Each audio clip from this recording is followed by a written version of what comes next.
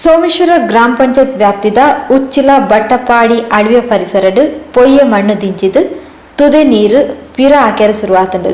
ಪ್ರತಿ ವರ್ಷಲ ಮೂಲು ಪೊಯ್ಯ ಮಣ್ಣು ದೆಪ್ಪವನ ಬೇಲೆ ಪಂಚಾಯತ್ ವತಿರ್ದು ನಡಪೊಂದಿತ್ತಿರು.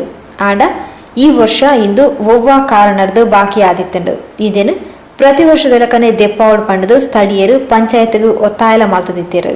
ಸೋಮೇಶ್ವರ ಗ್ರಾಮ ಪಂಚಾಯತ್ ಅಧ್ಯಕ್ಷರು ಶ್ರೀ ರಾಜೇಶ್ ಉಚ್ಚಿಲ್ ಬುಧವಾರ ಕಾಂಡೆ ಜಾಗೆಗೆ ಭೇಟಿ ಕೊಡ್ತು ಪೊಯ್ಯ ಮಣ್ಣು ದೆಪ್ಪವನ ವ್ಯವಸ್ಥೆ ಮಲ್ತೇರು.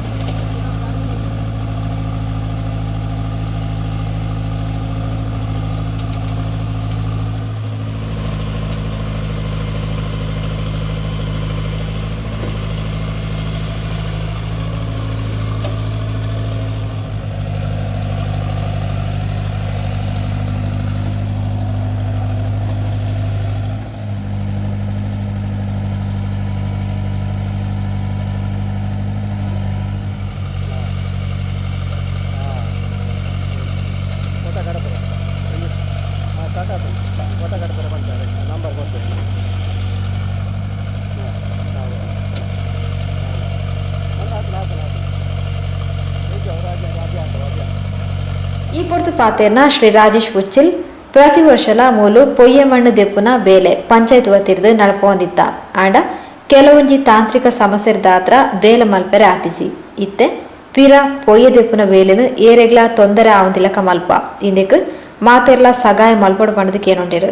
ಈ ಬಟ್ಟಪ್ಪಾಡಿ ಪರಿಸರದಲ್ಲಿ ನಿರಂತರವಾಗಿ ಕೆಲವು ವರ್ಷಗಳಿಗಿಂತ ಮುಂಚೆ ಈ ಅಳಿವೆ ಕಡಿತದ ಅದೇ ರೀತಿ ನೀರು ತುಂಬುವಂಥ ಸಮಸ್ಯೆ, ಅದೇ ರೀತಿ ಒಂದು 20-25 ಮನೆಗಳಿಗೆ ತೊಂದರೆ ಆಗುವಂಥ ಪರಿಸ್ಥಿತಿಗಳನ್ನು ನಾವು ಈ ಊರಿನ ಎಲ್ಲ ನಾಗರಿಕರು ನಾವು ತಿಳಿದುಕೊಂಡಿದ್ದೇವೆ.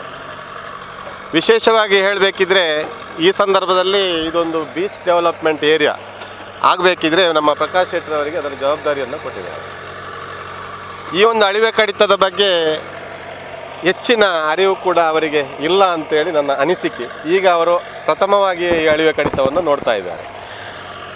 ಮೊನ್ನೆ 5-6 ದಿವಸಗಳಿಂದ ಕೆಲವು ಮನೆಗಳಿಗೆ ತೊಂದರೆ ಆದ ಪರಿಸ್ಥಿತಿಯಲ್ಲಿ ಎಲ್ಲರೂ ಕೂಡ ಇದರ ಬಗ್ಗೆ ಏನು ಅಳಿವೆ ಕಡಿತ ಅಂತೇಳಿ ಏನು ಈ ಬಟ್ಟಪಾಡಿ ಪರಿಸರದಲ್ಲಿ ಇಷ್ಟು ಈ ಕರ್ನಾಟಕದಲ್ಲೇ ಕಾಣ್ತಾ ಇಲ್ಲ, ಈ ಸೋಮೇಶ್ವರ ಗ್ರಾಮದ ಬಟ್ಟಪಾಡಿ ಅನ್ನೋದು ಏನು ಅಂತೇಳಿ ಎಲ್ಲರಿಗೆ ಪರಿಚಯ ಆಗುವ ರೀತಿಯಲ್ಲಿ ಆಗಿದೆ.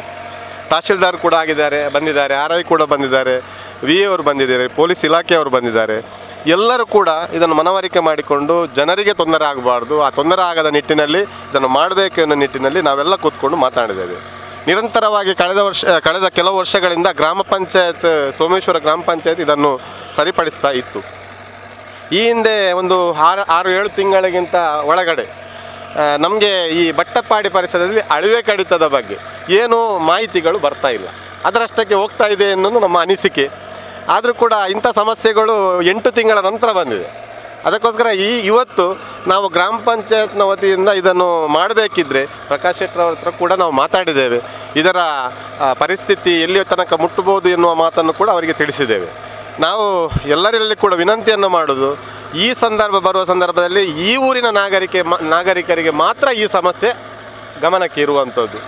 ಈಗ ತೊಕ್ಕೋಟು ಆಗಲಿ, ಕಲ್ಲಪ್ಪ ಆಗಲಿ, ಅದೇ ರೀತಿ ಕುತ್ತಾರು, ಎಲ್ಲಿಯವರಿಗೂ ಕೂಡ ಇಲ್ಲಿಯ ಪರಿಸ್ಥಿತಿ ಗೊತ್ತಾಗಲಿಕ್ಕಿಲ್ಲ. ಯಾಕಂತೇಳಿದರೆ ಉದಾಹರಣೆ ನಮ್ಮ ಮನೆ ಆ ಜಾಗದಲ್ಲಿ ಇರ್ತಿದ್ರೆ ನಮಗೆ ಗೊತ್ತಾಗ್ತಿತ್ತು.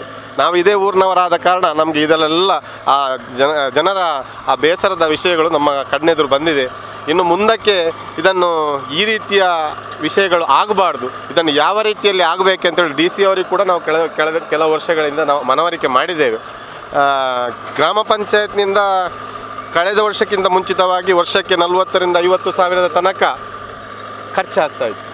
ಈ ಸಂದರ್ಭದಲ್ಲಿ ನಾವು DC ಅವರಿಗೆ ಮನವಿಯನ್ನು ಮಾಡಿದ ಸಂದರ್ಭದಲ್ಲಿ ಇದಕ್ಕೆ ಯಾವ ರೀತಿಯಲ್ಲಿ ಅದನ್ನು ಕೊಂಡೋಗಬೇಕು ಎನ್ನುವುದು ಎಲ್ಲರಿಗೂ ಕೂಡ ತಲೆಗೆ ಹೋಗಲಿಲ್ಲ. ದೊಡ್ಡದು ಯಾಕಂತ ಹೇಳಿದರೆ ಲಾಸ್ಟ್ ಟೈಮಲ್ಲಿ ಒಂದು ಇಂಜಿನಿಯರ್ಸ್ ಬಂದಿದ್ದರು.